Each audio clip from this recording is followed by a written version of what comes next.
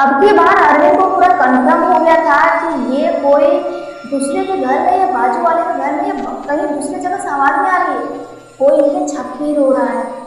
और जो उसकी तरफ गलती से भी चला गया उसको मदद करने के लिए या फिर कोई आम लड़की समझ लिए तो फिर वो जिंदा नहीं छोड़ती।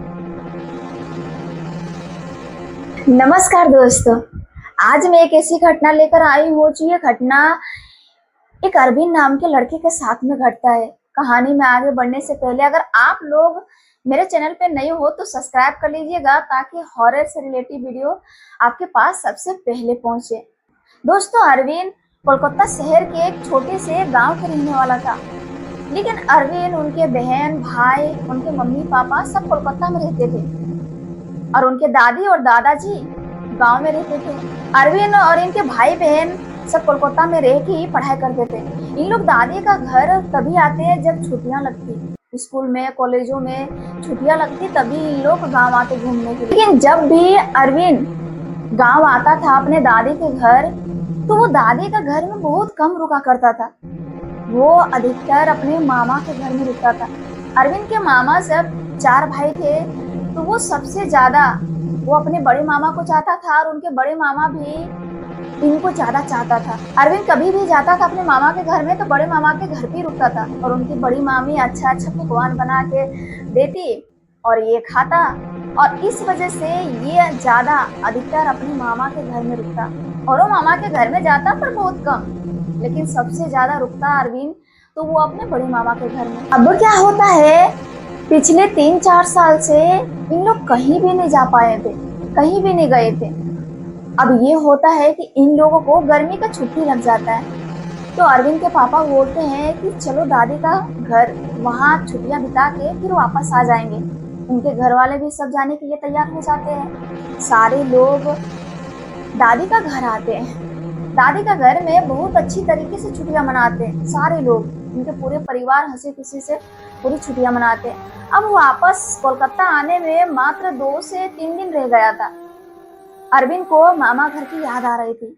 अरविंद बोलता है अपने मम्मी पापा से कि मुझे मामा के घर जाना है, मुझे मामा और मामी की बहुत याद आ रही है, तो मुझे जाने का दिल कर रहा है और अभी हम लोगों को बस 2-3 दिन ही रह गया है, जाता हूँ मामा घर और वापस फिर आ जाऊंगा घूम के। उनके मम्मी पापा बोलते हैं कि ठीक है, तुझे अगर जाने का दिल है तो तू आ जाना, क्योंकि ऐसे 2-3 दिन ही बचा है तो हम लोग निकलने वाले हैं, तब तक आ जाना। अरविंद बोलता है ठीक है। अरविंद अपने मामा के घर जाता है। उनका दादी का घर से उनके मामा के घर करीबन 20-25 किलोमीटर दूरी पे होगा। वो जैसे अपने मामा के घर पहुंचता है अरविंद, तो उनके बड़े मामा घर पे नहीं थे, वो कोई काम से बाहर गए हुए थे। उनको आने में अभी 3-4 दिन लग जाता टाइम। घर में मामी और उनकी 2 मामी की लड़कियां थी। उस दिन अरविंद को शाम हो चुका था, वो थका हारा था दिन भर का सफर में। वो खाना वाना खाता है और सो जाता है। अगले दिन जैसे सुबह होता है, उठता है, ब्रश वगैरह करता है और अपने मामी से अरविंद बोलता है कि मामी, मुझे अच्छे अच्छे पकवान बना के खिलाओ ना, इतने दिन बाद आया हूँ तो आप खिलाओ मुझे, अच्छे अच्छे पकवान खाने का मन कर रहा है मुझे आपके हाथों का। उनकी मामी बोलती है कि ठीक है, चिंता मत करो, हम सारा काम खत्म कर लेते हैं, उसके बाद हम तुम्हारे मनपसंद का सारा पकवान बनाएंगे। उनकी मामी भी अपने मन में ये सोचती है कि इतने दिन बाद मेरा भांजा आया है और खुद से बोल रहा है, तो जल्दी जल्दी काम खत्म करती हूँ, उसके बाद मैं बनाने में लग जाती हूँ। उनकी मामी सारा काम खत्म करने का बाद वो पकवान बनाने की तैयारी करने लगती है। 4 बजे से वो लग जाती है, क्योंकि अच्छे अच्छे पकवान बनाने में टाइम लगता है। वो बनाती है, उनको बनाते बनाते 5-5:30 बज जाता है। जैसे शाम के 6:30-7 बजता है तो खाना खाने के लिए इन लोग बैठ जाते हैं। ऐसे भी आप लोगों को भी पता होगा कि गांव में अधिकतर 6-6:30 बजे 7 बजे तक खाना वाना खा के सब अपने घरों में 8 बजे तक तो सो जाते हैं, बिस्तर पे चले जाते हैं, भले आंख लगे या ना लगे लेकिन सो जाते हैं, क्योंकि सुबह 4 बजे उठना भी होता है। इन लोग भी खाना वाना खाते हैं और सोने के लिए सब अपने अपने कमरे में चले जाते हैं। अरविंद कभी भी अगर अपने मामा के घर जाता तो वो छत वाले कमरे पे ही सोता। उनके मामा का घर का जो छत था उसके ऊपर एक कमरा बनाया गया था और उस कमरे में ही अरविंद अक्सर जाके सोया करता था। उस दिन भी अरविंद खाना वाना खाने का बाद में ऊपर वाले कमरे पे वो चला जाता है और उतना जल्दी नींद तो आने वाला नहीं था, क्योंकि इन लोग शहर में रहते हैं। शहर में तो 10, 11, 12 भी बज जाता है। तो अरविंद सोचता है क्यों ना मैं रील देख लेता हूँ। वो लेटे लेटे बेड पे वो रील देख रहा था। रात के करीबन 9:30, 10 बज रहा होगा। तभी उनको अचानक से किसी की रोने की आवाजें आती है। अरविंद अचानक से देखता है कि भाई ये आवाज किधर से आ रहा है। फिर वो अपने फोन में झांक के देखता है कि कहीं हो सकता है रील में ऐसी आवाजें आ रही होगी। वो इधर करके देख रहा है, कभी आगे करके देख रहा है, कभी पीछे करके देख रहा है, लेकिन वैसी आवाज उनको रील में नहीं सुनाई देता है। जब अरविंद गौर से सुनने का कोशिश करता है तो फिर उनको कहीं से भी रोने की आवाजें नहीं आती है। और तभी अचानक से लाइट चली जाती है। और गांव का लाइट ऐसा होता है कि अगर अभी गया है तो पता नहीं कितने देर बाद आएगा लाइट। अरविंद सोचता है चलो अभी तो ऐसे नींद आने वाला है नहीं। वो गेम खेलने लगता है। गेम खेलने लगता है, फिर से वही रोने की आवाजें आने लगती है। अरविंद अपने मन में ये सोच रहा है कि ये रोने की आवाजें कहाँ से आ रहा है। उसने गेम खेलना बंद कर देता है और सुनने का कोशिश करता है बहुत गौर से, आखिर ये रो कौन रहा है और इतनी रात को ये रोने की आवाज कहाँ से आ रही है। जब ये सुनता है तो क्या लगता है, जो इनका छत है, छत के बिल्कुल बाजू में ही कोई रो रहा है। कभी कभी तो इनको ऐसा लगता कि बिल्कुल इनके छत पे कोई रो रहा है। कभी कभी ऐसा लगता इनका जो रूम है, रूम के बगल में ही कोई रो रहा है। अरविंद अपने माइंड में ये सोचता है, जो उनके मामा के घर था, उनके बाजू में तो एक खंडहर सा टूटा फूटा घर है। वहां पे कोई घर ही नहीं है। उधर पीछे साइड में खंडहर है। तो ये रोने की आवाज आखिर आ कहाँ से रहा है। ये सोच ही रहा होता है इन सब चीजों के बारे में, तभी अचानक से एकदम ढम ढम ढम ढम करके आवाज आता है। अब अरविंद उठता है, अपने कमरे से बाहर निकलता है और देखने का कोशिश करता है कि ये आवाज किधर से आई। लेकिन वहां पे कोई भी नहीं था। बस वो खंडहर सा जो घर था, उस घर में ऐसा पटरा जैसा रखा हुआ था। लकड़े का जो पटरा होता है वो रखा हुआ था। में कोई भी चीज तो गिरा था, लेकिन अरविंद को कुछ दिखाई नहीं दे रहा था। वो चारों तरफ देखता है, चारों तरफ बिल्कुल सुनसान है, कोई भी नहीं दिख रहा है। अब अरविंद सोचता है कि शायद बिल्ली उल्ली होगी, छत के तो बिल्कुल बाजू में है, कूदी होगी, इसलिए आवाज आया होगा। अरविंद अपने कमरे में आता है और फिर से वो फोन चलाने लगता है। लगभग आधे घंटे बाद फिर से किसी की रोने की आवाजें आने लगी, और अब की बार बहुत जोर जोर से, इतना तेज तेज से चिल्ला चिल्ला के रो रही होती है। अब की बार अरविंद को पूरा कंफर्म हो गया था कि ये कोई दूसरे के घर में या बाजू वाले के घर में या कहीं दूसरी जगह से आवाज नहीं आ रही है, कोई इनके छत पे ही रो रहा है। अरविंद अपने मन में सोचता है ये क्या चल रहा है। जैसे मैं बाहर जाता हूँ तो पूरा सुनसान, पूरा सन्नाटा हो जाता है, लेकिन जैसे मैं कमरे के अंदर आता हूँ तो ये आवाजें किसकी रोने की आ रही है। अरविंद 2-3 बार आवाज भी लगाता है, कौन हो वहां पे, क्या कर रहे हो, लेकिन उधर से कोई रिप्लाई नहीं आता है। अब अरविंद घबराते हुए उठता है और झटके में से दरवाजा खोलता है। जैसे वो दरवाजा खोलता है, फिर से पूरा सन्नाटा। का रोने, चीखने, चिल्लाने की, कोई भी चीज की आवाजें आना बिल्कुल बंद हो गया था। अरविंद अपने माइंड में ये सोचता है ये सीन क्या आखिर चल रहा है। जैसे मैं दरवाजा खोलता हूँ तो कोई चुप क्यों हो जा रहा है, दरवाजा बंद करता हूँ तो फिर रोने क्यों लगता है। अरविंद इस बार कमरे के अंदर नहीं जाता है। वो सोचता है मैं यहीं पे खड़ा रह के देखता हूँ कौन है, कोई तो आएगा, कुछ तो बोलेगा।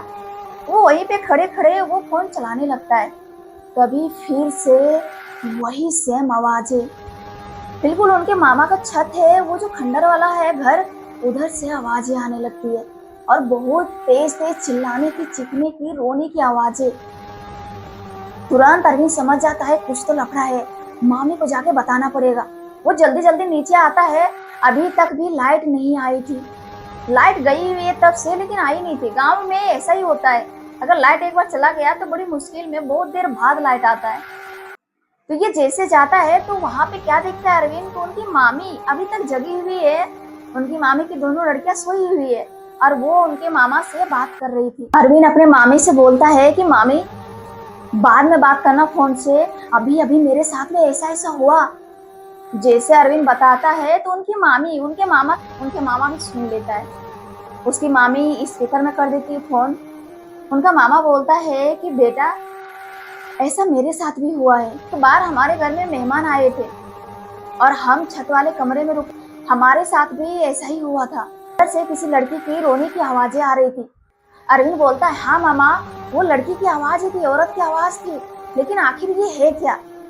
उतने में उनकी मामी बोलती है कि रुको मैं बताती हूँ। तुम्हारे मामा क्या बताएंगे, मैं बताती हूँ। उनकी मामी बताती है कि कई साल पहले, हम ये तो पूरा कन्फर्म नहीं बता सकते हैं कि इतने साल पहले, लेकिन कई साल, बहुत साल पहले हमारे घर का बाजू वाला खंडर वाला घर है, उसके दूसरे साइड में एक घर रहता था। उस घर में एक लड़की, उनके माँ बाप रहते थे। अब वो लड़की गरीब के कारण या फिर उनके साथ में क्या हुआ था नहीं हुआ था, वो अपने आप को उस घर में खुद को खुश कर ली थी। और खुश करने का मतलब पूरा घर को ये पूरा ब्लास्ट, मतलब आग लगा ली थी, पूरा घर खत्म हो गया था। उस लड़की के मम्मी पापा बहुत रोए, उनका ना घर बचा ना लड़की बची। और उनके मम्मी पापा इस सदमे की वजह से कहाँ गए, क्या हुआ उनके साथ में, किसी को कुछ पता नहीं, लेकिन वो जमीन ने कुछ तो देखा। अभी भी गांव वालों का ये दावा है कि वो लड़की का आत्मा भटकते रहती है।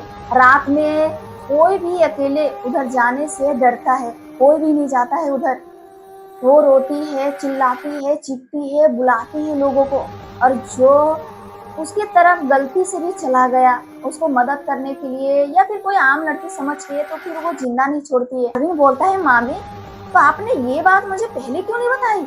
उनकी मामी बोलती है कि मुझे क्या पता कि आज आपके साथ में ये हादसा हो जाएगा, नहीं तो मैं पहले बता देती। फिर कोई बात नहीं, आज आप ऊपर मत सो, आज नीचे ही सो जाओ। अरविंद की मामी नीचे ही गद्दा बिद्दा लगा देती है, वहीं वो सो जाता है। और जैसे सुबह होता है, सुबह होते ही वहां से फटाफट तैयार होता है अरविंद और आ जाता है दादी का घर। दादी का घर आने का बाद वहां पे अपने मम्मी पापा सारे लोग को बताता है वहां पे कि मेरे साथ में ऐसा ऐसा हुआ रात को। उनकी मम्मी को भी पता था। अरविंद की मम्मी बताती है कि हाँ बेटा, ये सही बात है, वहां पे पहले एक घर रहा करता था, लेकिन हम लोग जब छोटे छोटे थे, उससे कई साल पहले की बात है ये, हम लोगों को भी नहीं मालूम है, वो घर हम लोगों ने भी नहीं देखी है।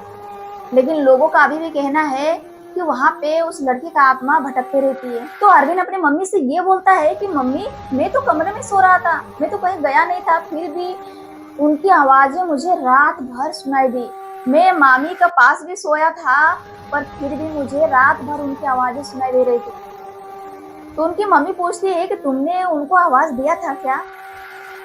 अरविंद बोलता है, हाँ, क्योंकि उसने आवाज लगाया था कि कौन हो, बाहर कौन हो और क्यों रो रहे हो। अरविंद ने आवाज लगाया था। जब आवाज लगाया था अरविंद, तभी उस लड़की की आवाज रात भर सुनाई दे रही थी। ऐसा होता है दोस्तों कि अगर हम इन सब को आवाज दे या फिर हम देख ले, तो दिखाई और सुनाई बहुत ज्यादा देता है। उनके मामा घर में ना तो अरविंद को मामी को सुनाई दे रहा था उनकी आवाजें, और ना ही तो उनके दोनों लड़कियों को, बस अरविंद को सुनाई दे रहा था, क्योंकि अरविंद ने आवाज लगाया था। दोस्तों ये घटना कैसी लगी कमेंट बॉक्स में जरूर बताएगा। फिर मिलते हैं दोस्तों अगले वीडियो में, तब तक अपना ख्याल रखिए।